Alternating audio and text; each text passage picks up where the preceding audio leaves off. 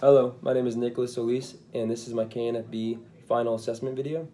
So here is Davila Middle School. This is where I volunteered for most of my hours for community and teacher experience and coaching.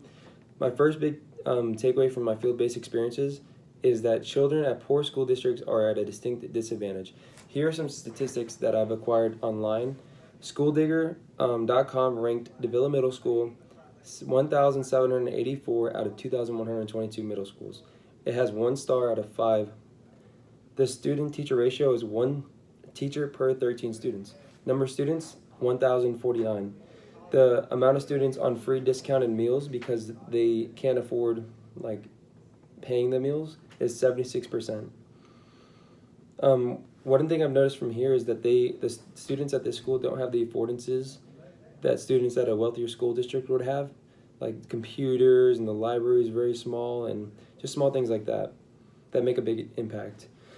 Another big key takeaway is that great coaches and teachers can make up for some environmental disadvantages. So like I was saying, at this school, there are plenty of disadvantages, but the one good thing is I noticed is that the teachers at Davila Middle School had a very, very good heart, and they were there for them like 100% of the way.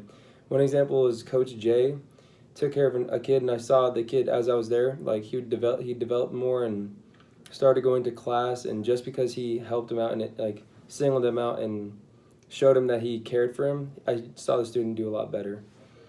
Number 3 is a lot of attributes seen in children directly reflect with their environment. So if you have parents that are there for the child and read to the child and do things like that, you definitely see an increase on the child in school and doing better. And then if you see a household that there's a lot of yelling, fights and stuff, you'll see that the child has anger issues. So I've noticed that definitely the environment has a lot to do with how they behave in school.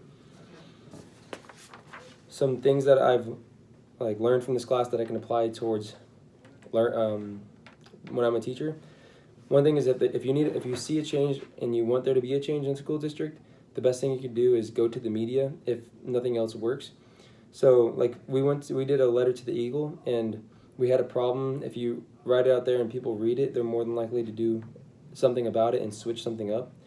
Another thing is writing out my teacher philosophy. I feel like this was very important because it labeled exactly what I saw for myself and what I believed in, and I think that was really important for my development.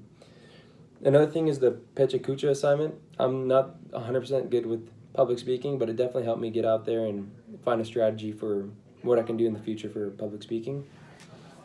Some personal strengths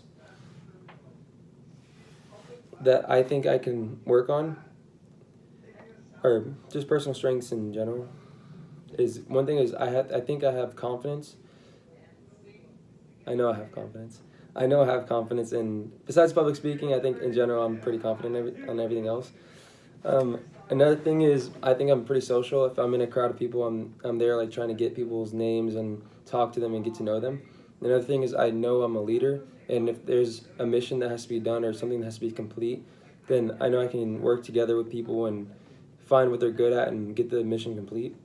Personal weaknesses, maybe I can be over friendly, and finding a boundary between friend and mentor is definitely something that I need to work on, but it will be fixed.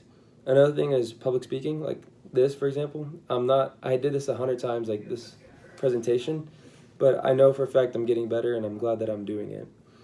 Another thing is simple, just spelling. I'm not the best speller in the world, but definitely spell check helps, but I want to be able to do that by myself. So implication strategies in the classroom to include diversity and different, make sure everybody's accounted for in the classroom. One thing that I'll implicate in my classroom is classroom decorations, so the children know immediately what I'm about, and when they walk in the classroom. For example, diverse culture posters, LGBTQ posters, religious diversity posters, just so when they walk in they understand what I am for. Number 2 is ask students what they prefer. This is probably the simplest one. If you don't know how to pronounce a student's name, or you're not 100% sure of what they like or what they don't like, just ask the student. And that's probably the simplest thing that's over, nobody does it. Just ask their preference.